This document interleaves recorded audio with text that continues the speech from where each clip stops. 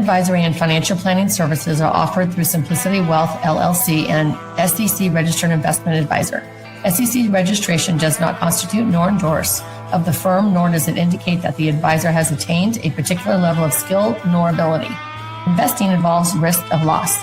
Insurance, consulting, and education services offered through Diamond Life Planning is a separate and unaffiliated entity from Simplicity Wealth. This information is provided as a general information and is not intended to be specific financial guidance. Before you make any decisions regarding your personal financial situation, you should consult a financial or tax professional to discuss your individual circumstances and objectives. Welcome to the Rock My Finances show on K4HD Radio and Talk4 TV, where we put the fun in finance. Join Powerhouse Jennifer Joseph, CDFA, CMC, and Private Wealth Advisor, as she collaborates with you to create clarity, control, and confidence with your money, your way. It's not about the zeros, so what is it all about? Let's find out. Now here's your host and weekly friend, Jennifer Joseph. Welcome back to Rock My Finances. I'm very excited for you to be here. This is part of the 7 Money Wounds series. We are going to be talking about security today. What if no amount of money ever makes you feel like it's enough and you just don't feel secure? What if your search for security is actually creating more insecurity? Here's something we don't talk about enough. What are you looking for every day? If you're constantly looking for evidence that something could go wrong, you'll probably find it. You watch the market, you're looking at interest rates, you might be looking at your bank account, you might be talking about somebody negative at work or somebody negative in your family, and you just keep recreating the negativity around you. Maybe you hear about somebody losing their job, and then you immediately wonder, could that happen to me? You hear about somebody running out of money in retirement. Maybe you think, oh my God, what happens if that happens to me? You may call this being prepared, but at some point, preparation can become rehearsing disaster over and over and over again. And the more you rehearse disaster, the harder it becomes to feel secure, even when you very well could be secure. So I am a big believer of law of attraction. So we're going to bring that up again here today. So if you believe in law of attraction, or if you know what it's about, basically it's one of the laws of the universe. What you put out, you get back, vice versa. Nothing new, right? So what we put out, we get back. So if we put out positivity, we're going to get positivity back. If we put out negativity, guess what, y'all? We're going to get negativity back. So I believe there's something very powerful in law of attraction, but I want to really just take it a little bit deeper here. Thinking positive thoughts to make good things happen. Okay, that's great. And ask yourself, what future am I mentally rehearsing every day? Because I also believe in what our thoughts manifest and our words create. So we need to be aware of our thoughts and we need to be aware of our words. So if we're thinking, I don't want to lose money, I don't want to run out of money, I don't want to lose money in the market, I don't want to lose my job, I don't want to become dependent on my children. Notice every one of those thoughts is centered around loss. So you're actually saying that you want security while mentally practicing insecurity all day long, the fear of loss, right? So let's change this question. Instead of asking, how do I make sure that I never run out of money? Let's ask ourselves, what would my life look like if I genuinely believed that I had enough today? How would financial security look like to me? How would that feel? How would I behave if I actually felt financially secure? Maybe what would I stop doing? What maybe would I start doing? What discussion would you have differently today? Now, this isn't pretending that you have money when you don't have money. The numbers still matter. They're still accurate. They're still there, and they're still reality. I'm talking about getting out of reality to a certain extent. Let's make your plan so that the actual plan is going to come to fruition. This is about becoming aware whether your thoughts and behaviors are aligned with the life that you're actually trying to create, the plan that you're trying to create, the security and stability that you're trying to create. Do your words match that? Do your thoughts match that? Because we can ruminate. I don't know about y'all, but monkey mind goes crazy in here, right? And then some of us have the wonderful trait of going more and more and more and more and more. And we just continue to spiral. Anybody heard of that word before, right? And it's usually not a good spiral when we would love it to be a good spiral, because the more good you think about, the more good's going to come back. Okay, so we're going to talk about number one hidden tool that we're unaware of. We're going to stop affirming what we don't want. Now, let me say that in the correct way. We're going to start affirming what we do want, right? Let's take the negativity out. So here's one that may surprise you. When we affirm things all day long we actually don't even realize that we're actually doing it. Everything is so expensive, like complaining. Like I just said this, like, beef. I just said it about beef. I'm like, oh my gosh, beef is so expensive right now. Then I just created another groove in my subconscious telling myself that things are expensive. And then that groove goes even to a step one of, can I afford that? Then that one says, how much longer can I afford that? And can I afford that all my life, right? Like our brain just keeps going. And maybe you're saying, I can't afford that. Well, I'll never be able to retire.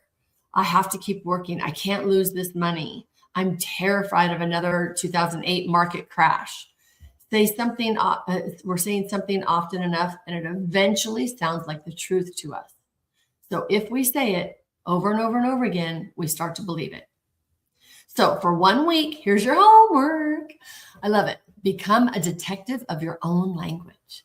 Every time you make a statement about money, write it down. Don't change it just yet. Just catch it. First step is awareness, right? Of everything. At the end of the week, if somebody listens to everything that I said about money this week, would they believe I was creating security or preparing for scarcity? So we're going to write everything down that we say all week. Then we're going to look at it and go, okay, if somebody was to look at all these words that I used, are they actually on the right track, or are they kind of getting more on the insecurity track or the scarcity track? So I hope you enjoyed that homework. It's going to be really good. Okay, the scarcity paradox. Here's something fascinating. Sometimes the more money we accumulate, the more frightened we become of losing it. This happens all the time. Think about it. When you had very little, maybe there wasn't even that much to protect. Like it was easy. It came in, it went out. It came in, it went out. And instead of fear of it shrinking, your fear grows right along with the money when it comes in. Like our more money, more fear. I actually played this game once with some clients that we received $1,000 a day, every day. And you had to spend that $1,000 before you went to bed that night. You could not give it away. You cannot do charity. You cannot save it up to buy something. And then the next day you got 2,000. The next day you got 3,000. The next day you got 4,000, as you see, right? So we do this for like 30 days. I don't even think I've ever gotten all the way to the 30 days. And because, 28,000 that day, you got to spend that, right? And so it's kind of fun in the beginning because you're really buying, everything that you think that you need right now, which is fun. And that's great. And then it kind of gets you in that training thought of money. And then it's like, okay, now I've bought everything that I thought of. Now I need to go shopping. So now what else would I actually buy? Right? 8,000, 9,000, 10,000, 11,000, 12,000. So it's really fun. And you got to be in the right frame of mind for it as well. So I actually had some clients get nervous. So once they got beyond a certain dollar amount, and everybody has their own magic number, they were already creating, again, fear. And let's think about it. This was a game. This was a make-believe fantasy game that we were just playing. No one's giving you $1,000, but we literally were taking on this every day. We'd have to report what we bought that day with our money. And we literally had a few people get scared and start bringing in fear. Like, I don't even know how I'm going to spend this money. And now I'm afraid someone's going to take this money. I'm getting this money every single day. I need to protect it. And some people did buy security. I did. I bought a safe. Like some people bought security stuff to protect the money that was coming in. Isn't that amazing how our brains go to protect us? It's crazy. So play that game. It's really fun. but how much of your wealth is going to grow before you start wanting to shrink it because your fear is going to grow right along with it. So maybe the question isn't just simply, how much do I need to feel safe? Maybe it's, how much of my identity and emotional safety have I handed over to this bank account balance, right? Because if your peace rises and falls every time your net worth changes, money isn't serving you anymore. You're serving the money. And I don't know about you, but I get caught up in this all the time. And I've been in money for decades. Okay, hidden tool number 2. Your enough number has 2 numbers. Your enough number has 2 numbers. So I like to call it your magic number. Most financial planning focuses on one number. How much do you need? I want you to create a second number. How much are you willing to enjoy? Isn't that great? So when I'm doing my financial planning, I have our basic needs that are essentials. That's bucket 1, essentials. Then I have discretionary, which means you get to spend it how you want it, travel, hobbies, whatever you want to do. So we have 2 buckets when I work with people in financial planning. So I want you to do this. So you're going to have number 1, how much do you really need? And then how much are you willing to enjoy? Add a 0 onto that and play with it. This is just a game in our subconscious, in our fantasy world. Enjoy it. So maybe your plan might be, I could spend $10,000 a month. And you're living on $6,000 right now because spending more makes you anxious. That $4,000 a month tells us something. I'm not telling you to go spend it. I'm asking, why aren't you spending it? Is it because you genuinely don't think that you want to lose it? Are you worried about losing it? Do you still want to save? Or do you genuinely think that you could be just feeling unsafe by spending that extra money? I've had several clients like this, that they have a plan. They've been working with me for years. They've been good. All we're doing now is adding on to more money that they're going to be able to spend in retirement, but they're saving it now. So they're not really living now. They're not doing vacations. They're not splurging. They're not doing a lot of things. And it's like, okay, I've told you, you're good. You're all good. Here's the numbers. I work it out with them so they can see everything, but they still feel unsafe. That's when we go into the coaching mode and say, okay, let's go back to your childhood. Let's go back to what's going on. Why are we not feeling safe around this? So if your financial plan can tell you where you can spend, your money wound of scarcity, or money wound of security might be allowing you to spend much less. So the secret rules we make with money, most of us have invisible money rules. Did you know that you got invisible money rules? Yes. And we never even write them down. We might notice them here and there, but let's write these down. So nobody formally taught us money, but our money wounds and our rules that are running in the background, but they are running in our lives anyways. Number 1, I must always have more than I need. We've been taught that. I can say I've heard that all the time growing up. Never spend everything that you have, right? Can't touch the principal. Do you remember that? Can't touch the principal.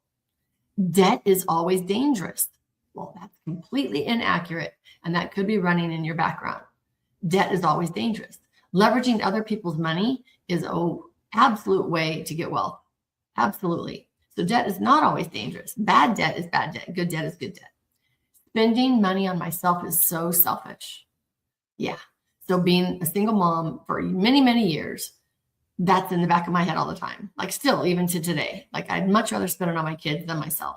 It's crazy. And can I spend on my children, but not myself? So we kind of have to tell ourselves this, right? I have to leave my children a certain amount. That could have been way back in the get-go, right? I need to leave my children money. A lot of clients come to me in the beginning, and when I started with them, we were, college planning, and, they were just getting into their careers and making money.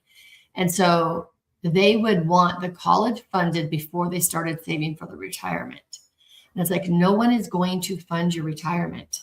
You can get loans and college loans in case you can't completely fund it. So let's put the perspective where it needs to be. You know what I mean? It's like, I know we always think that, but we don't know what's going to happen in the future. So let's do both. So we always do planning according to each individual person, but parents always think of children first. So if I'm not, here's another thought. If I'm not earning, I'm going backwards. So here's your coaching question. Who made all these rules? Was it you? Was it your mother? Was it your father? Was it your ex-husband? Was it your grandparents? Was it your caretakers? Was it your financial advisor? The scared 25-year-old version of you, did she make some of these rules? And here's the bigger question. Does that rule still belong to you today? So one of my rules was work hard, make money. Is that, I got that from my childhood, 100%. My parents were entrepreneurs, worked every day. So is that my rule? Absolutely not. I had to kick that rule to the curb and cut back and take care of myself and my nervous system and meditate and touch my spirituality every day and take care of myself and my money wounds and my past hurts and damage and trauma and everything in order for me to make more money. And that's actually what happened. The year I worked, the less I've ever worked, the least amount I've ever worked, I doubled my income. So working hard to make money isn't necessarily true. So we have to look back at these statements that come up in our head, and we need to find them first of all, and then say, okay, is that us? Is that what we want? So now then you get to choose those hidden subconscious rules. Mine is my money's making money while I sleep. Another one is money is coming to me even easily and effortlessly. Sometimes I can believe that, sometimes I can't. I love this one. Everything that I've ever dreamed of, it's on its way. And it's almost here, right? Like you have to believe your statements. You can't just say, I'm going to be a millionaire overnight. Like your subconscious has to believe that. If you believe that, that's great, but you have to believe it. Hidden tool number 3. I love this one. The permission slip. This one sounds simple, but it can get very emotional if you let yourself go there. Write this sentence out. If I truly knew I was financially safe, I would give myself permission to blank. If I truly knew I was financially safe, I'd give myself permission to blank. Finish it quickly. I would give myself permission to travel. I would give myself permission to retire early. I'd give myself permission to work less. I'd give myself permission to take my sick days. I'd give myself permission to buy my second house on the beach. I'd give myself permission to sell my house and buy another one. I'd give myself permission to help my daughter, to help my son, stop helping my children. I'd give myself permission to hire an assistant, to hire a house manager, maybe to take Fridays off, spend money on myself, leave a job I hate, start a new business, my side hustle. I'd give myself permission to sit still. I'd give myself permission to take the time to learn to meditate. Your answer may reveal something very, very important to you that your financial plan never will. I could do numbers all day long, but this is where the gold is we really want to know what's running us on the inside. Then ask yourself, what am I waiting for before I give myself this permission? Do you need another 10,000, another 100,000, another million, someone else's approval, maybe a guarantee? And there are no guarantees. Sometimes we're waiting for a future version of ourselves to finally say yes to a life that we already could be living now. So here's where it is. Law of attraction meets action. Now, here's where I think people sometimes misunderstand manifestation. And visualizing absolutely is beautiful and I love it all, but it isn't enough. We have to be aware of our mental contrasting and what is holding us back. The negativity, basically. So your vision, I want to feel safe and peaceful and secure about money. Internal obstacle. Every time the market falls, I feel like I'm freaking out. New response. When I feel that urge, I will look at my long-term plan before I react. Just come up with the next statement that's going to help you when the negativity shows up. Okay? Here's another one. I want to enjoy the wealth I've created. Your internal obstacle is spending money on myself makes me feel guilty. Our new response, when guilt appears, I will ask myself, is this purchase financially irresponsible or emotionally uncomfortable? That's very different. So we're also going to try this 24-hour security experiment. I love this one. For one day, Emotionally, pretend like you're okay. Don't change your investments. Don't do anything crazy. Just know to yourself, how would you move through one ordinary day if you were not worried about money? What would you buy differently? Would you work more? Would you work late? Would you be present at dinner? Like, just think about it. What did financial fear normally steal from you every day, that on this one day that you're giving yourself complete permission to do whatever you want, you actually get that back today? Be aware of that. We actually want to be aware of that, because that's going to tell us where your work is, so that you actually can step into this wonderful feeling of actually being secure. We all want to be secure and feel stable around our money.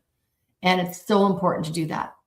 Okay, so I hope you enjoy all of these tips and tricks and these hidden tools that I've given you in the homework, because I want you to be able to watch these episodes, listen to them, re-listen to them, download them, everything you need to do, and do this homework, because I want you to be able to walk away from the Rock My Finances podcast to be able to say, I rock my finances. We appreciate you joining us today, and don't forget to subscribe to the Rock My Finances YouTube channel for more engagement and bonus content. Tell me, what is your money story? Let's find out with Jennifer right here on K4HD Radio and Talk4 TV. It's not about the zero, it's about the F word, feelings. Feelings Jennifer can't wait to explore with you next week. Until then, let's all say, I rock my finances.